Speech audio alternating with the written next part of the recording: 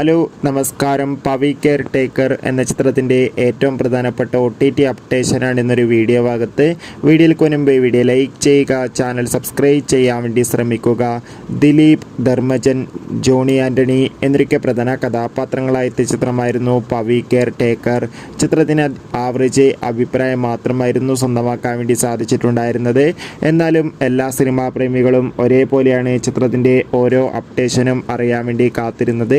ഇപ്പോൾ ചിത്രത്തിൻ്റെ OTT അവകാശങ്ങളൊക്കെ വിറ്റുപോയിരിക്കുകയാണ്. Pavi care taker എന്ന ചിത്രത്തിൻ്റെ OTT അവകാശങ്ങളൊക്കെ മനോരമാക്സ് എന്ന OTT പ്ലാറ്റ്ഫോമും സാറ്റലൈറ്റ് അവകാശങ്ങൾ മഴയിൽ മനോരമ എന്ന ചാനലുമാണ് സ്വന്തമാക്കിയിട്ടുള്ളത്.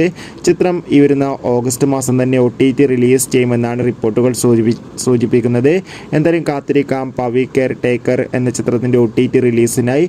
ചിത്രം കണ്ടവരുടെ അഭിപ്രായം കമൻറ്റ് ചെയ്യുക. കൂടുതൽ സിനിമാ വാർത്തകൾക്കായി ചാനൽ ഇപ്പോൾ തന്നെ സബ്സ്ക്രൈബ് ചെയ്യാൻ വേണ്ടി ശ്രമിക്കൂ. ബൈ.